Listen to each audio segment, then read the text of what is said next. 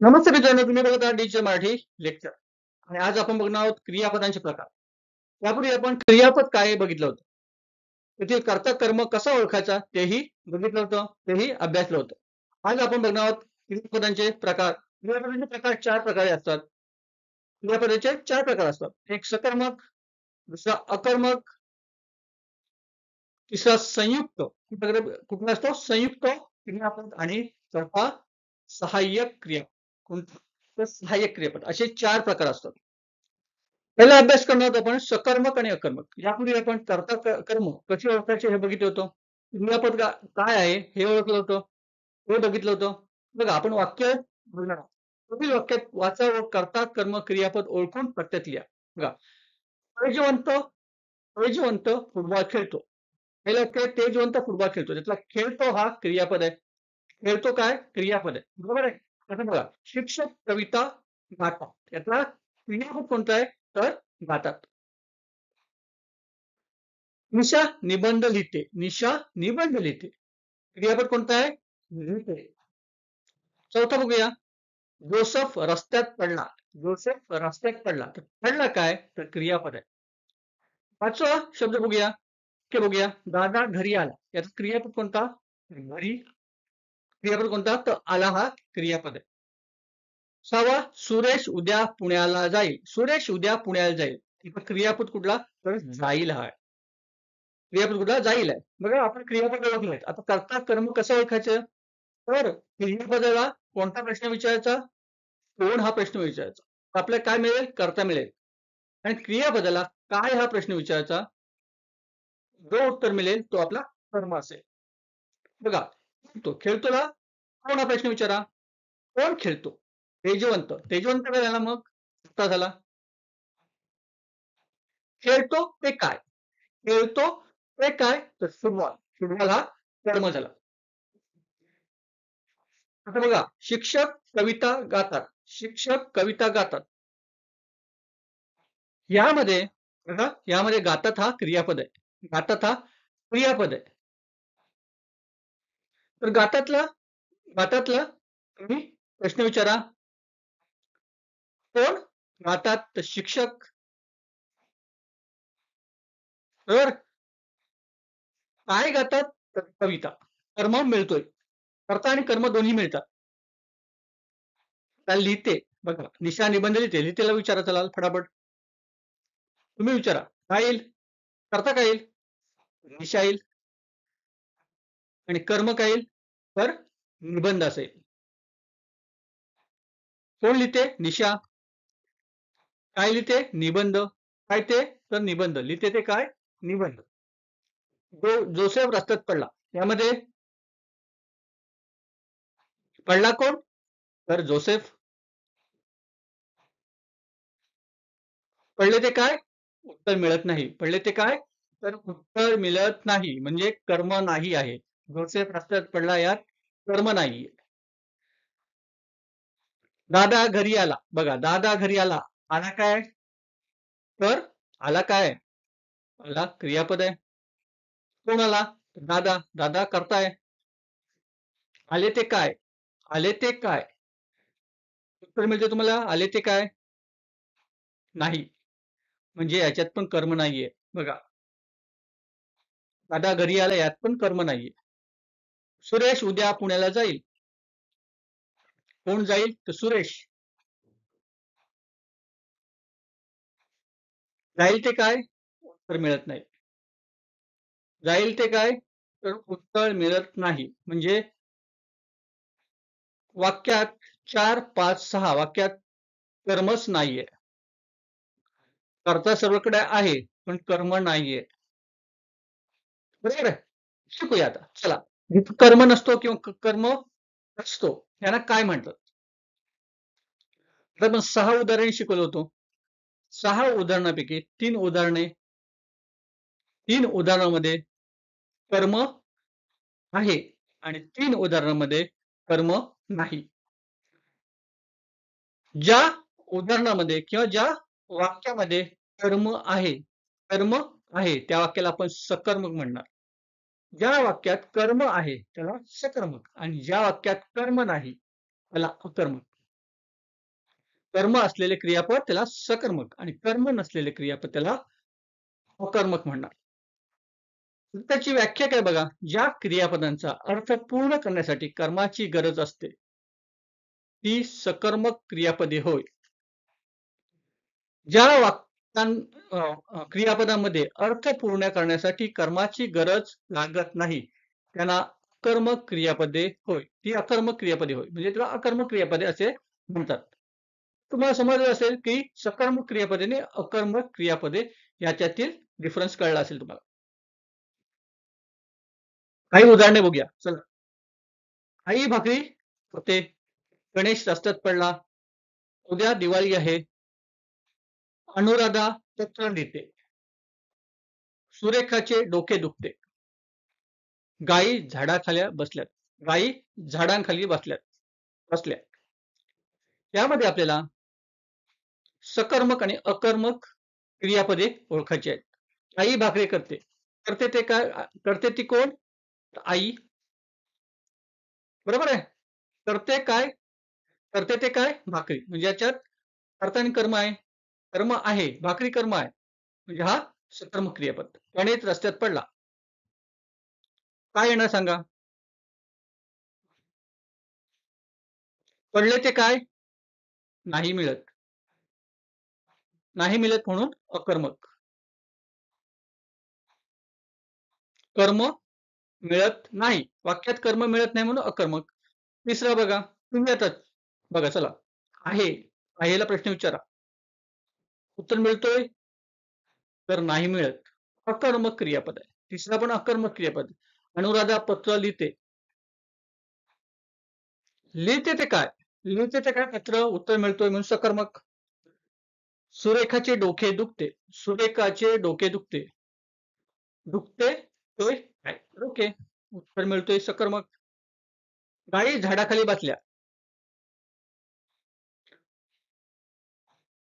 प्रश्न विचारा,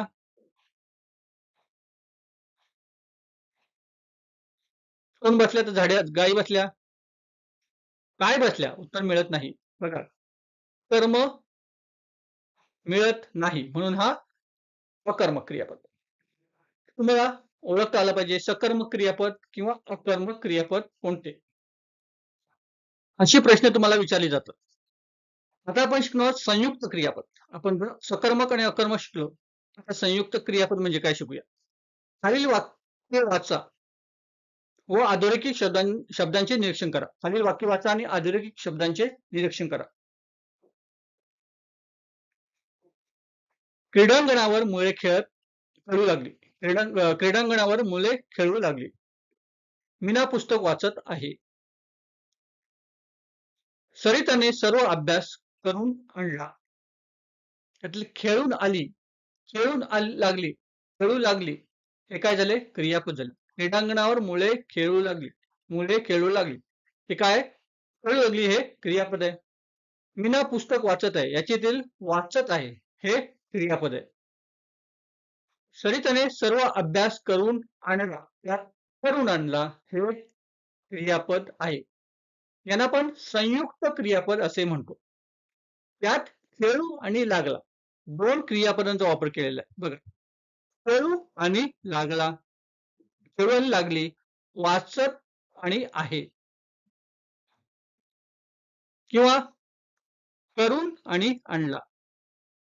एक क्रियापदाचा यूज म्हणजे एक क्रियापद जर वापरला तर अर्थ पूर्ण होत नाही. क्रीडांगणावर मुळे खेळू, अर्थ पूर्ण होतो, नाही होत. मीना पुस्तक वाचत, अर्थ पूर्ण होतो, नाही. सरिताने सर्व अभ्यास आणला किंवा करून आणला जर आपण टाकला तर अर्थ पूर्ण होतोय. करून टाकला तर अर्थ पूर्ण होतोय, किंवा आणला टाकला तर अर्थ पूर्ण होतोय, नाही होत. म्हणून अर्थ पूर्ण करण्यासाठी जेव्हा दोन क्रियापदांचा वापर करतो, दोन क्रियापदांचा वापर करतो, त्यांनाच आपण संयुक्त क्रियापद असे म्हणतो. याच्यामध्ये बघा, वरील वाक्यामध्ये एकाच वाक्यात दोन क्रिया एक क्रिया वगळली तर वाक्य पूर्ण होत नाही, वाक्याचा अर्थ पूर्ण कळत नाही. इतकेच नाही तर काळही कळत नाही. म्हणून वाक्यामध्ये क्रिया कळण्यासाठी दोन क्रियादर्शक शब्द वापरावे लागतात, म्हणजे जोड क्रियापदे वापरावे लागते. अशी जोड क्रियापदे म्हणजे संयुक्त क्रियापदे होय. समजलं तुम्हाला संयुक्त क्रियापदे म्हणजे काय? चला आपण बघूया संयुक्त क्रियापदे कशी तयार होतात. बघा वाक्यातील क्रिया दाखवणाऱ्या क्रियापदांचे मूळ रूपापासून तयार झालेले खेळू हे धातुसाधित गुणधत्व आहे. तर खेळ हे मूळ क्रिया व धातू आहे. आता संयुक्त क्रियापद हे मूळ शब्दापासून बनले असते. मूळ शब्द काय? तर खेळ आहे. खेळपासून धातुसाधित क्रियापद तयार झाले त्याला खेळू आहे. बरं खेळ हा मूळ शब्द आहे. खेळपासून धातुसाधित क्रियापद तयार झाले ते खेळू आहे. आणि धातुसाधित पासून संयुक्त क्रियापद तयार झाले. बघा खेळू लागले. वाच हा मूळ शब्द आहे. वाचू हा धातुसाधित आहे आणि वाचू लागले हा संयुक्त क्रियापद आहे. कर हा मूळ शब्द आहे. करून हा धातुसाधित क्रियापद आहे आणि करून आणला हा संयुक्त क्रियापद आहे. काही आपण आणखी एक घेऊ चला बघूया. खालील धातूपासून धातुसाधिके तयार करा. धातूपासून धातुसाधिके म्हणजे मूळ रूपापासून आपण धातुसाधिक वाक्य तयार करू. बघा मूळ शब्द आहे बोल. बघा धातू साधिक किती बनतात बघा बोल पासून बोलणे, बोलत, बोलता, बोलणारा, बोलून, बोलणा ही धातुसाधिक आहे. बरोबर आहे. दुसरा बघू शब्द आपण कर करणे, करीत, करता, करणारा, करून, केला ही धातुसाधिक आहे त्याची. तिसरा धाव धावणे, धावत, धावता, धावणारा, धावून आणि धावला ही सुद्धा धातुसाधिक म्हणजे मूळ रूपापासून धातुसाधिके तयार होतात आणि धातुसाधिक एकही नसतो. बरेच धातुसाधिके आपल्याला तयार करता येतात. मूळ शब्दापासून बरेच धातुसाधिके आपल्याला तयार करता येतात. आता खालील वाक्यातील संयुक्त क्रियापदे अधोरेखित करा. यातील संयुक्त क्रियापदे आपल्याला ओळखायची आहेत. बघा मुले योगासनाची प्रात्यक्षिक पाहायला गेली. यातील आपल्याला संयुक्त क्रियापद ओळखायचं आहे. बरोबर आहे. दुसरं आहे पालक मुलांसाठी सतत राबत असतात. तिसरं वाक्य आहे गणूने सर्व कामे झटपट करून घेतली. मला चित्रे रेखाटायला आवडतात. आपल्याला क्रियापदे ओळखायची आहेत. पाहायला गेले हे संयुक्त क्रियापद आहे. पाहायला गेली हे संयुक्त क्रियापद आहे. पालक मुलांसाठी सतत राबत असतात. यातील संयुक्त क्रियापद कुठले आहे? तर राबत असतात. गणूने सर्व कामे झटपट आटपून घेतली. आटपून घेतली हे संयुक्त क्रियापद आहे. मला चित्रे रेखाटायला आवडतात. रेखाटायला आवडते हे संयुक्त क्रियापद आहे. आपल्याला संयुक्त क्रियापद ओळखायला सांगतील तर आपल्याला ओळखता आला पाहिजे किंवा एक वाक्य देतील त्यातील हा सकर्मक की संयुक्त क्रियापद आहे हे विचारतील तर आपल्याला तेही ओळखता आलं पाहिजे. तर आपण शेवटचा प्रकार बघणार आहोत सहाय्यक.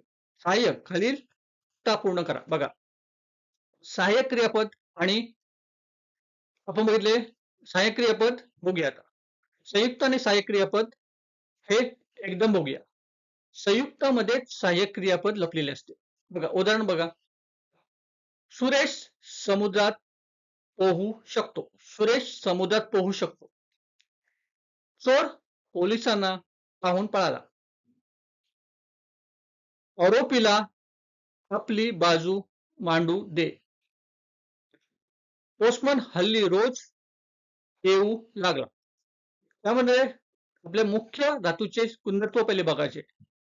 पोहू हे मुख्य धातूचे कुंदत्व आहे.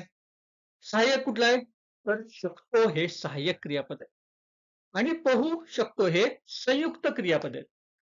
हे संयुक्त सहाय्यक म्हणजे काय त्याला मदत करतो. त्याला मदत करणार म्हणजे सहाय्यक. सुरेश समुद्रात पोहू शकतो. मग पोहायला मदत कोण करतो तर हो सहाय्यक शकतो हा सहाय्यक. तर बघा चोर पोलिसाला पाहून पळाला. चोर पोलिसाला पाहून पळाला यातला मुख्य धातू कुठला तर पोहून. पोहून हा मुख्य धातू आहे कुंदत्व आहे. सहाय्यक क्रियापद कुठला येईल सांगा. सहाय्यक क्रियापद फळाला हे सहाय्यक क्रियापद आहे आणि पाहून पाहून पळाला हे संयुक्त क्रियापद आहे. आरोपीला आपली बाजू मांडू दे. आरोपीला आपली बाजू मांडू दे. मांडू हा कुंदत्व आहे. दे हा सहाय्यक क्रियापद आहे आणि संयुक्त क्रियापद कुठला आहे तर मांडू दे. पोस्टमन हल्ली रोज येऊ लागला. यातील येऊ हा मुख्य धातूचे कुंदत्व आहे. सहाय्यक क्रियापद कोणतं आहे तर लागला हे सहाय्यक क्रियापद आहे. संयुक्त क्रियापद येऊ लागला हे संयुक्त क्रियापद आहे. आपण 4 प्रकार बघितले होते. अकर्मक, सकर्मक, संयुक्त, सहाय्यक. कर्मक सकर्मक एक रिलेशन मध्ये आहे. बरोबर आहे. सहाय्यक क्रियापद आणि संयुक्त क्रियापद एक रिलेशन मध्ये आहे. तर तुम्हाला यातील प्रकार ओळखता आले पाहिजे. क्रियापदाचे प्रकार ओळखता आले पाहिजे किंवा तुम्हाला अधोरेखित करता आले पाहिजे. अधोरेखित करता आले पाहिजे. तुम्हाला हा लेक्चर कसा वाटला? तुम्हाला आवडला असेल तर चॅनलला सबस्क्राईब करा, शेअर करा आणि लाईक करा आणि कमेंट करायला विसरू नका. तात्पुरता तुमची रजा घेतो. Bye bye.